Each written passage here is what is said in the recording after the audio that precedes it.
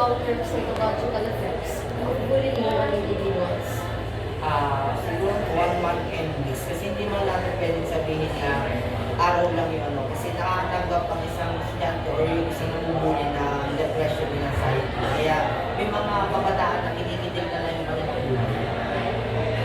How does bullying impact academic performance and social development?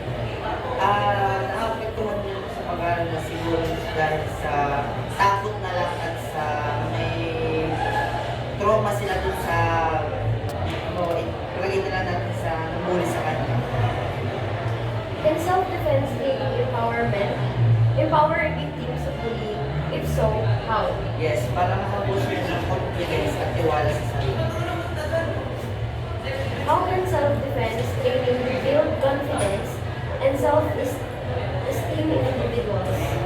Siguro kung nasa sitwasyon sila na nabully, siguro matatanggap nila yun or hindi na lang nila dadamdamin or kumbaga ay once na makaranas sila nun, hindi na lang nila parang dadamdamin kundi laban. What role does bystander invention play in preventing and addressing bullying? Siguro makaka-respond na agad sila sa ako. Palagay na lang po natin yung sa harassment or sa rape. Halimbawa ay may isang sitwasyon na nakita ka or nakita mo yung sitwasyon na nasa rape yung babae. So, makakahingi agad ng tulong yung babae sa mga, palagay na lang po natin yung tambay. Kasi kung hihingi ka pa ng tulong sa police, 10 to 5 minutes bago makarating yung mga ganyan response. How does self-defense education contribute to creating a safer school environment? Siguro yung pagsali sa mga aktibidad kagaya ng sa Ano klaseng aktibidad? like ng taekwondo, arnis, karate. Are there any legal implications for using self-defense techniques in response to bullying? Yes, kasi sa panahon na yun, hindi mo na napipigilan yung paggamit ng self-defense. Minsan yung naabuso. Sa panahon kasi ngayon, pwede kang pumatay gamit ng self-defense. What are some effective self-defense strategies for different types of bullying scenarios? Siguro gaya lang sa school, yung pagbabanta. Like na, hindi mo pwedeng talagang tutukan. Parang babantaan mo lang siya ng kumbaga ay may takot. Parang pupunan mo lang siya ng may takot sa iyo. How can schools and communities work together to promote self-defense skills among youth? Siguro yung pagsasagawa nila na programa na pagsasabi sa sarili. Like, kasali ka sa mga aktibidad ng karate, taekwondo. What are the cultural and societal barriers to implementing self-defense education in mainstream subjects?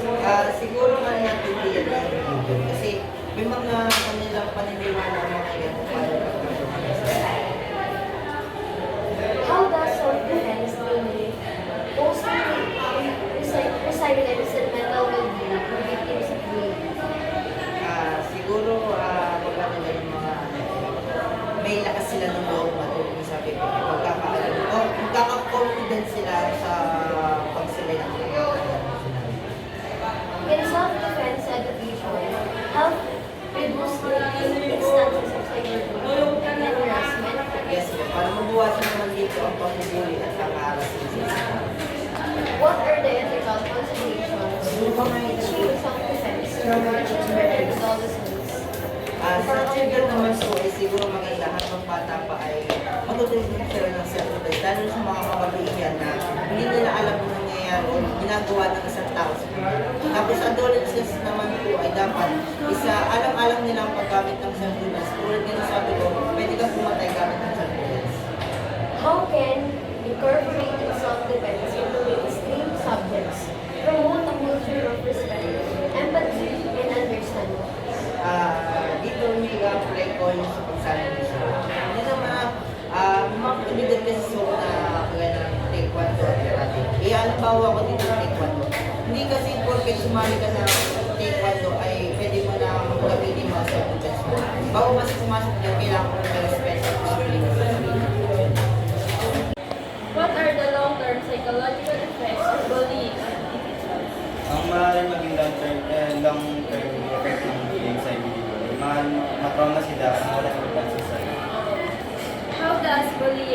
academic performance, and social development.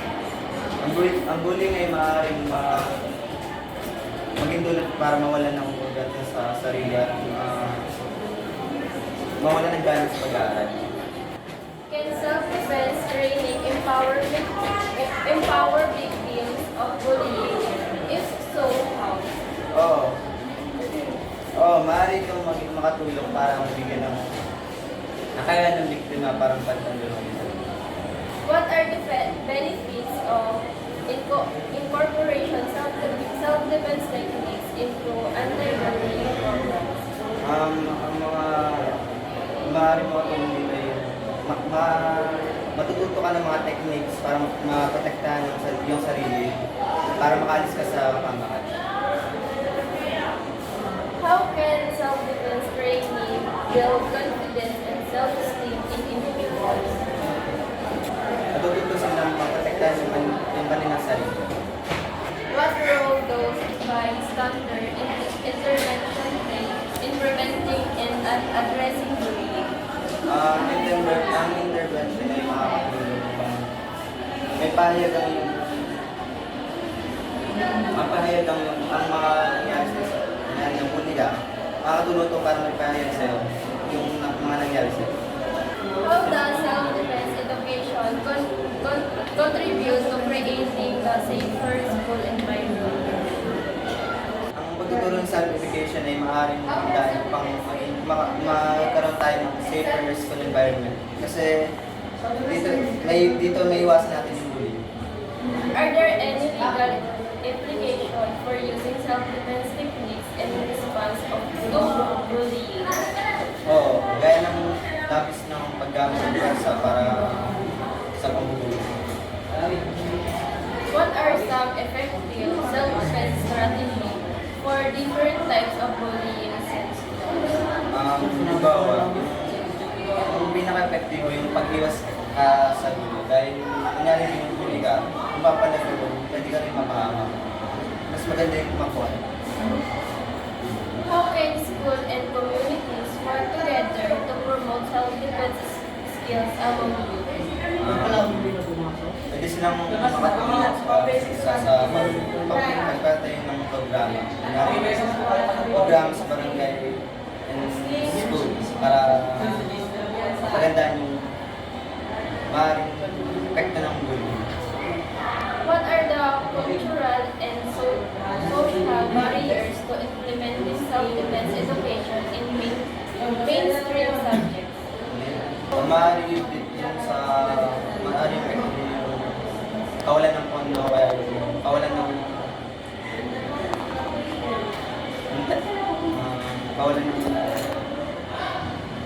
intention sa pag-aaral ng self-defense. How does self-defense training foster release and mental well-being in victims of bullying? Yung pagtuturo ng self-defense sa akin ay tuturo yung mga kakayahan sa isang tao. Can self-defense education help reduce instances of cyberbullying and harmlessness? Oo, maaaring ito makatulong dahil maaaring ito mabawasan ng mga accident. What are the ethical considerations of teaching self-defense to children and adolescents? Ang consideration na kinakabilangan ng pagtutok sa kakayahan mo o sa tinuturo. How can incorporating self-defense into mainstream subject promote a culture of respect, empathy, and understanding? Ang mga tulong ko sa pagpasok ng self-defense sa pag-aaral, gaya ng maaaring tumaas ang paggalang ng mga estudyante dahil sa tinuturong self-defense sa kanilang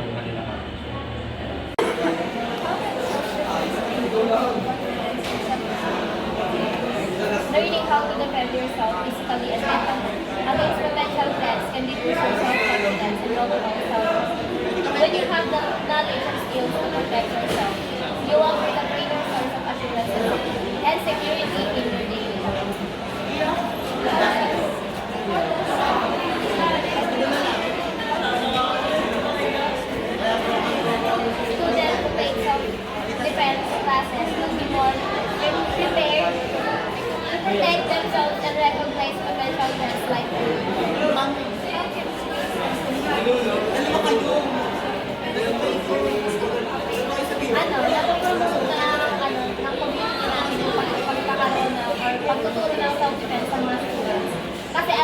di ba, malimit sa school natin, maraming so, tinetrain tayo ng communities natin na matutunan natin labanan yung mga nabubuli sa atin. Not by physical, na labanan natin. By pag-iwas. Kasi ang self-defense naman minsan nami-misinterpret natin siya. Minsan, iniisip natin na tinitrain tayo na matutong lumaban para makipag-away. Pero yung self-defense talaga, tinutulong sa inyo na iwasan, umiwas sa gulo kapag, in terms of kapahamakan. What are the long-term psychological effects of bullying on individuals? Okay, so according to my experience, I have witnessed many cases of bullying, and some of the effects that I have noticed is that most of the victims of bullying tend to have depression, fear to socialize again, to regain their trust, their courage, to communicate again to their peers. So definitely, it has something to do with their control and emotion when it comes to socializing, because there is not parang hindi siya physically nakikita pa through the mindset ng tao. Kapag nabully ka, ang hirap na rin pagkatiwalaan isa lang yun ang mindset. How does bullying impact academic performance and social development? Okay, so ang bullying kasi, it doesn't only have an effect psychologically. Hindi lang siya psychologically but also emotionally and physically. It has a domino effect. Kapag hirap kang makisalamuha sa ibang tao, syempre, it is obvious na hirap ka na rin pumasok sa school kasi marami din namang tao sa school. So, yung mga bata na nabubully, hirap sila pumasok sa school, or kung pumapasok man sila sa school, hirap silang mag-engage sa class discussion kasi meron na silang anxiety or fear na baka magkamali ako ng isang beses, mabully ko. And self-defense training empower victims of bullying. So, Okay, so that is arguable kasi first of all, basic self-defense is skills, yes. But some of the person na nagtuturo ng basic self-defense, ina-apply din nila na ang bata matututo or magkakaroon ng magandang mindset on how to use basic self-defense. However, kahit alam ng isang bata or ng isang tao yung basic self-defense, mahirap sa kanila i-execute yun or gawin yun. Kasi it has something to do with their courage, with their confidence, saka yung tapang na ilalabas nila kung magagawa ba nila yung basic self-defense. So, maaari na, alam nila yung basic self-defense, alam nila yung skills, pero ma-isolate yun sa sarili nila o hindi nila magagamit kasi nandun pa rin yung tapang. what are the benefits of incorporating self-defense techniques into anti-bullying programs? Okay, isa yan sa pinaka-obvious na or evident na solusyon. For example, kapag ang isang bata kaya protektahan yung sarili niya o kahit ano pang type ng bullying niya, talagang maiiwasan natin yung bullying. Kasi it is obvious na ang binubully lang ng bully is yung hindi kayang gumanti. At kapag alam ng bully na kayang gumanti ng isang bata, the bullying will stop or suddenly extinguish or mawawala na siya. So, yung pagkakaroon natin ng idea how to do basic self-defense, it has something to do with the general decrease of cases of bullying. How can self-defense training boost confidence and self-esteem in individuals? Okay, so it's hard to state na kapag marunong ka or kapag tinuturuan ka ng basic self-defense, makakabuild ka ng confidence, makabuild ka ng confidence. Una, ang basic self-defense naman is more on physically. So, mahirap siya na i-adapt ng isang estudyante na, marunong ako ng skills na to, pero kaya ko bang gawin? Kaya, hindi mo siya masasabi na may benefit siya to give self-confidence sa isang bata. However, meron naman siyang benefit na matututo yung bata ng new skill. How can self-defense training build confidence and self-esteem in individuals? Sa paraan na pagkakaroon mo ng kaalaman sa self-defense, mas mabibuild yung confidence mo na kaya mo nang gawin kung ano man ang posibleng mangyari sa'yo kapag pinuli ka ng bully. What role does bystander intervention play in preventing and addressing bullying?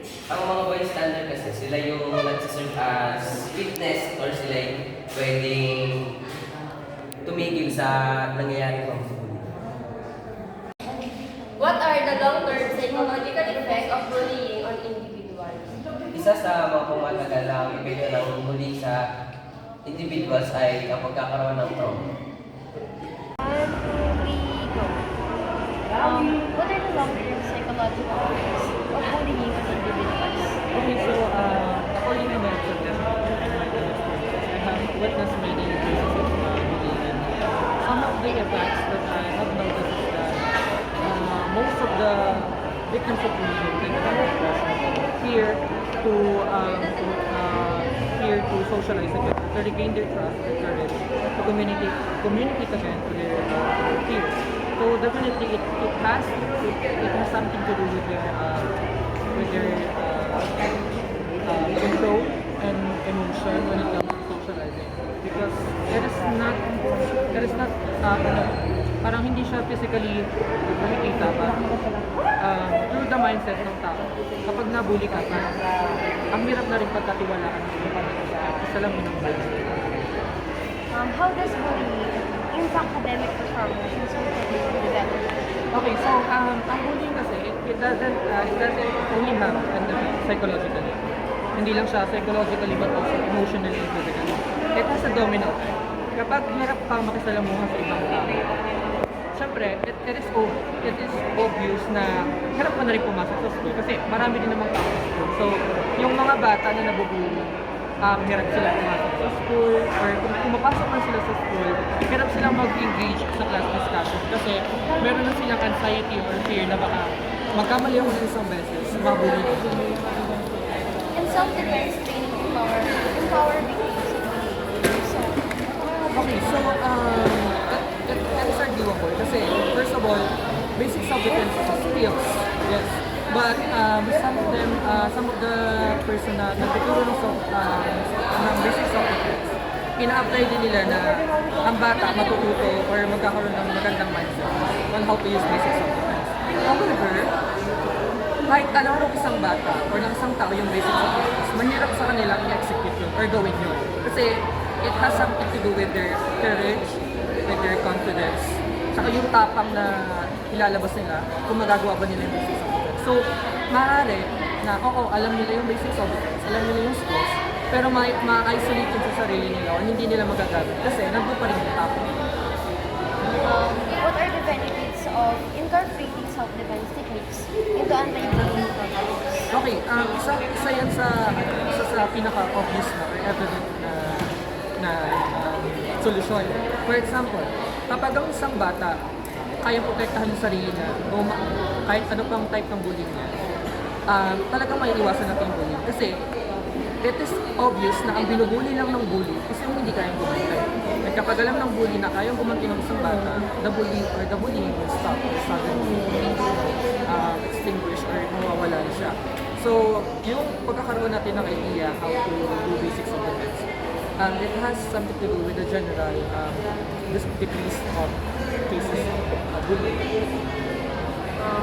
How can self-defense training boost confidence and self-esteem in individuals? Okay, so it's hard to state na kapag marunong ka or kapag tinuturuan ka ng basic self-defense, makakabuild ka ng confidence, makakabuild ka ng confidence. Una, ang basic self-defense naman is more on physically. So, mahirap siya na i-adapt ng isang estudyante na, oo, marunong ako ang skills na to, pero kaya ko ba? Kaya ko bang gawin? Kaya, hindi mo siya masasabi na may benefit siya to give some self-confidence sa isang bata. However, meron naman siyang benefit na matututo yung bata ng new skill. What role does bystander intervention play in preventing and addressing bullying? Ay, sige. Ulit naman. Ulit daw. Una. What role does bystander intervention preventing and addressing bullying? Pag sinabi nating bystander, sila yung tumatayong witness sa isang scene, di ba? So, hindi lang sila para magtawag ng mga authorities sa mga nangyayaring kaguluhan or kapahamakan, kundi sila na mismo yung maaaring kumawat para hindi na mas lumaki yung kaguluhan. What are some effective self-defense strategies for different types of bullying scenarios? So, para sa akin, ang pinaka-the best dyan ay yung pagsusumbong muna sa authority kung may mga nangyayaring kapahamakan or naano ka na. So, kasi pag hindi sa pagiging duwag, pagiging matalino na lang kasi pag yun, pinatulan mo and mas na-harm mo siya, maaaring mabaliktad kasi maaaring tanong sa'yo na bakit mo pinatulan, maaari ka mo namang magsumbong, di ba? What are the cultural and societal barriers to implementing self-defense education in school settings? Para sa akin, yung isa sa cultural barriers ay yung pagtuturo sa mga learners. Kasi sa mga kabataan ngayon, pag naka-acquire sila ng knowledge, agad-agad nila yung ina-apply without knowing. So, maaari nila yung self-defense, maaari nilang magamit sa masama. And isa pa dyan yung sa babae at sa lalaki. Kasi pag sinabing self-defense, parang physical. So, sinasabi nila, babae mahina. Yung panganib kay kaninong gender yan yung nangyayari, di ba? Can self-defense education help reduce instances of cyberbullying and harassment? Oo, kasi yung pag sinabi natin self-defense ay pag-alis sarili mo sa harm or sa kapahamakan. Nangyari yan through online kasi may mga bully sa online. And kung may alam ka sa self-defense, hindi mo na sila papatulan. And para hindi naman yung gulo. Mas malaki yung tulong ng self-defense sa personal kasi nagkakaroon ka ng kaalaman kung paano alisin yung sarili mo sa kapahamakan. What are the ethical considerations of teaching self-defense to children and adolescents?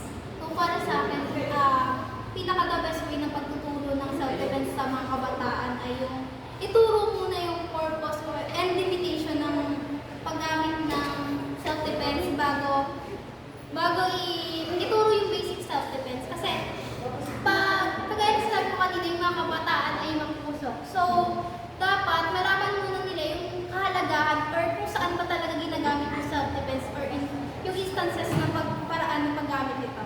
And yung limitation naman, kung hanggang saan lang dapat i-apply yung self-defense. What are the long-term psychological effects of bullying in individuals? Okay, as someone na nakaranas din talaga ng bullying sa paglaki ko, kasi nabully ako nung buong elementary days ko, like grade 1 to grade 3. Ang sabi ko talagang psychological effect niya, yung parang anxiety, tapos takot ka sa mga tao, takot ka makapag-socialize, kasi feel mo hindi ka safe, feel mo ay umisan ka ng lahat, feel mo mag-isa ka lang, tapos ay nasa-feel mo na walang taong magkiklik sa'yo, yung parang magbibigyan mo, parang lahat sila, ang feel mo kaaway mo sila, kasi parang lahat naman ng, parang lahat ng tao may ang intention sa'yo i-bully mo. How does bullying impact academic performance in social media? Okay, yung mga panahon na yun, iba yung performance ko academically, yung panahon na yun, sa ngayon. Nung dati kasi, nung panahon na nabubuli pa, hindi talaga ako nag-engage sa mga school activities, like dun sa mga recitation. Natatakot ako magtaas ng kamay kahit ano ko yung sagot. Kasi parang feeling mo ay pagtatawanan ka kapag sumagot ka. Feeling mo parang kapag sumagot ka ng tama naman, ma-insip ka ng iba, tapos lalo kang bubihin. Parang ayaw mo magkaroon ng moment sa room, parang ganun. Basta gusto mo na lang, ano ka lang sa isang tabi. Tapos pag mga group activities naman, like kahit may ideas ako, parang ayaw ko naman ibigay kasi natatakot pa rin ako na baka hindi naman nila acknowledge yung idea ko. Tapos pagkawalan lang nila, ganyan. Tapos pag naman sa social development, gaya ng sabi ko kanina, hindi, parang ayaw mo makikisalamuha sa iba na feeling mo talaga mo In self-defense training, music bullying, so Para sa akin, no. Kasi yung kapag meron ng self-defense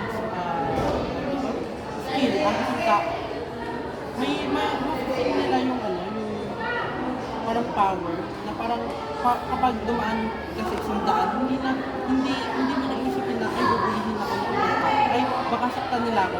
Kasi may kakayanan na sila upang protektahan yung sarili nila. Na parang na-empower yung isang tao na yun, hindi na siya natakot sa ibang tao kasi alam niya na kaya niya ipagtanggol ang sarili. What are some effective self-defense strategies for different types of bullying scenarios? Okay, different types of bullying scenario. So, pwede dyan yung physical bullying, cyberbullying, saka yung verbal bullying. Kung sakaling nakakaranas tayo ng physical bullying, i-apply natin yung self-defense skill natin yung sa mga physical. Then, pagkatapos yung tumakas na agad, kasi baka lalong lumala yung sitwasyon. Pangalawa, doon sa verbal bullying, kung sakaling sinasabihan ka na kung ano-ano, ganyan, ang sabi ko is yung huwag mo na lang pansinin. Kasi minsan, magiging hidden yung pagtahimik. Pero if ever napatuloy pa din, sabihin hindi talaga nadadaan sa ganon yung mga tao, ay kumprontahin mo sila. Sabihin mo sa kanila na hindi okay yung ginagawa nila, hindi okay yung mga sinasabi nila. Parang mag-set ka ng boundaries na ito yung mga salita na nakakasakit sa akin. Parang sana hindi mo lang sabihin, ganyan. At kapag naman cyberbullying, pwede mo silang i-block. Pwede mo block message, ganyan. Pwede mo rin sabihan na pakiusap, ganyan.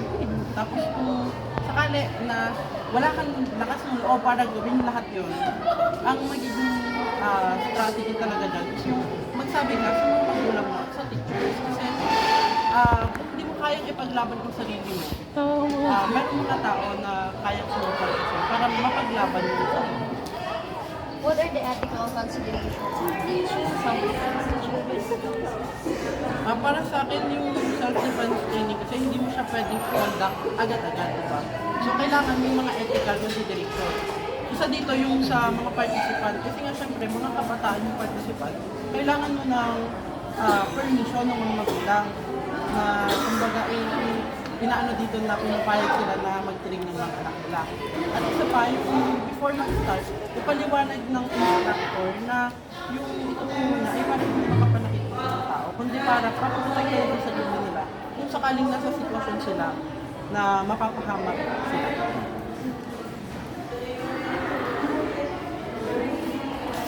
Thank you. What are the long-term psychological effects of bullying? The long-term psychological effects would be the trauma a child gets from bullying. So, to further elaborate, if a child gets bullied, he or she will be carrying this trauma in his adult. How does bullying impact academic performance and social development? Bullying impacts academic performance in a way that the child will be less active inside the school or the classroom. And for social development, he or she will fear others thinking that they might also bully him or her. In self-defense training empower victims of bullying, so how? Yes, in a way that they can protect themselves. What are the cultural and societal barriers to implementing self-defense education in mainstream subjects? There are a lot of barriers, but I'd like to talk about more of the misconception when it comes to self-defense. Others might think that self-defense is for violence only or to hurt others, but